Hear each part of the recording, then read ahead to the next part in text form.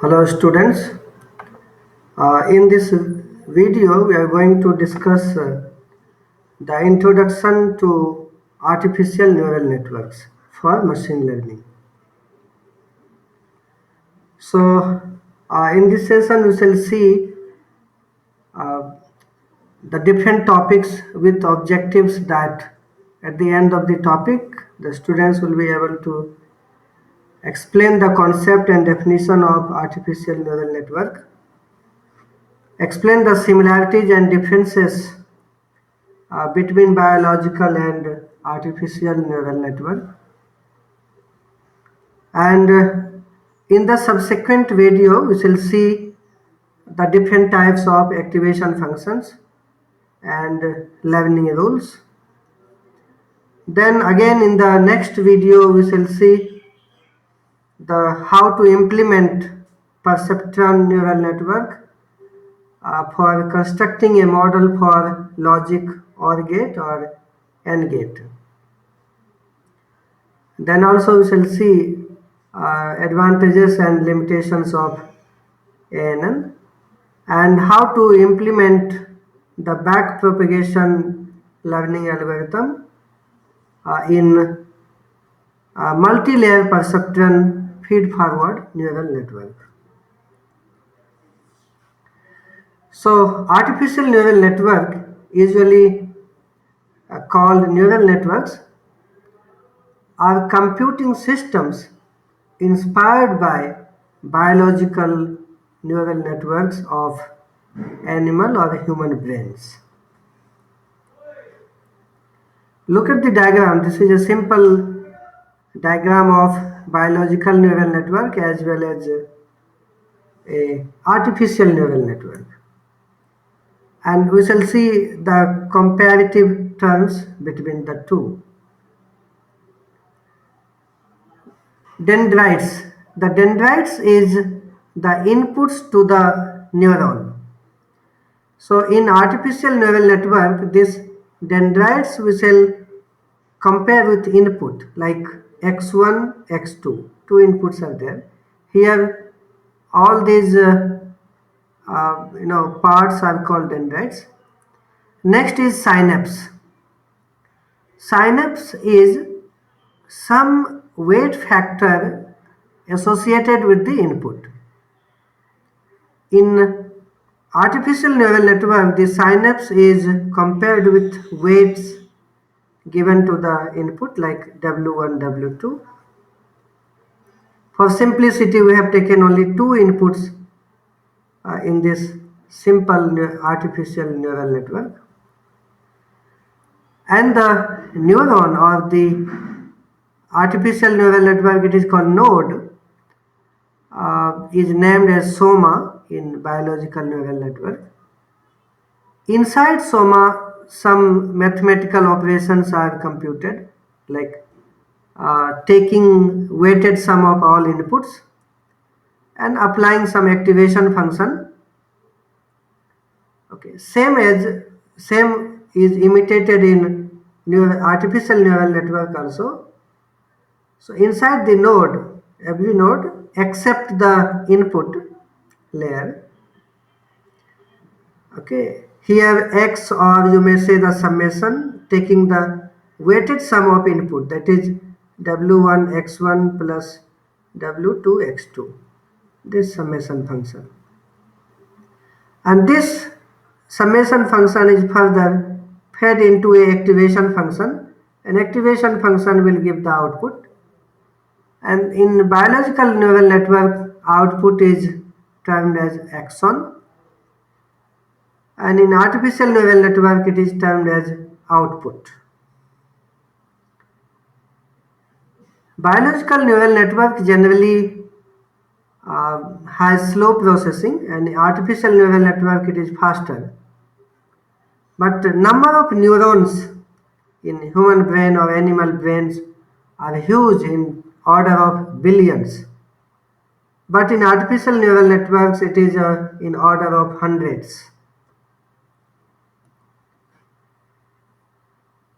Some other comparison between two are, in human brain, The number of processing units of the neurons are in order of billions, and in computer, considering the various logical gates in manufacturing the chip motherboards, some millions of logic gates are used.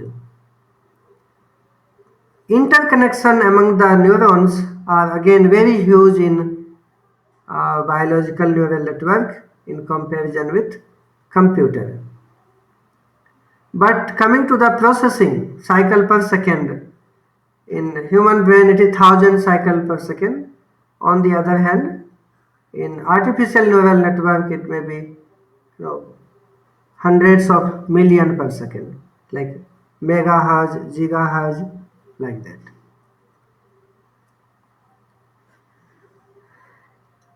A simple processing inside a neuron, biologically it is called soma, is done in this way. Like inputs are, every input is given a weights, and inside this neuron there are two kinds of activities. One is taking the weighted sum of inputs, and this is fed as input to a activation function or called transfer function, and the output of transfer function is further transferred to output layer or to the next neuron.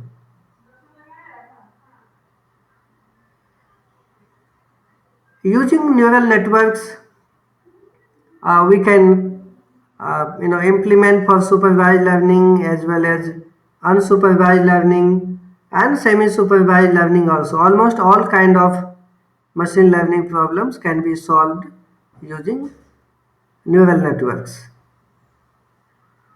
For example, under supervised learning, like recognizing handwritten digits, pattern recognition, regression, this can be done using models like perceptron or multi-layer perceptron, feed-forward, or radial basis function. Unsupervised learning problem also can be solved using, like for example, document clusterings. Okay, this can be done using self-organizing maps and Hopfield networks, like that.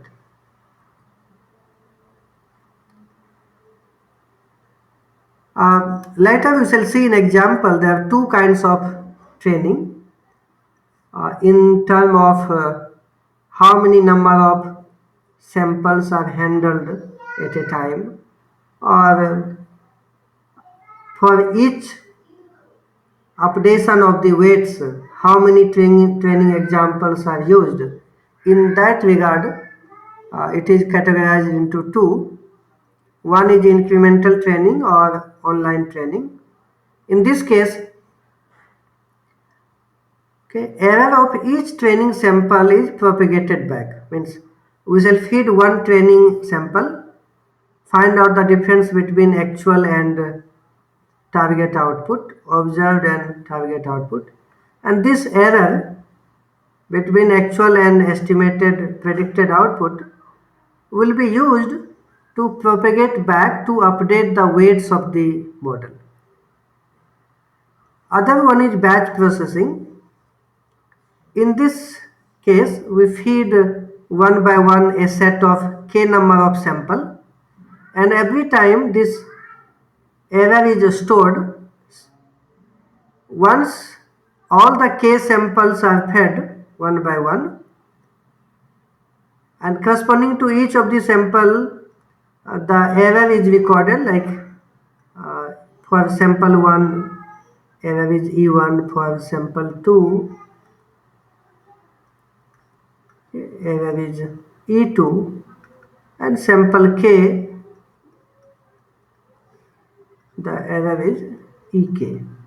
So sum of all these errors will be used to propagate back to update the weights. So instead of updating weight each after the sample, we shall just record the errors of a set of samples called batch.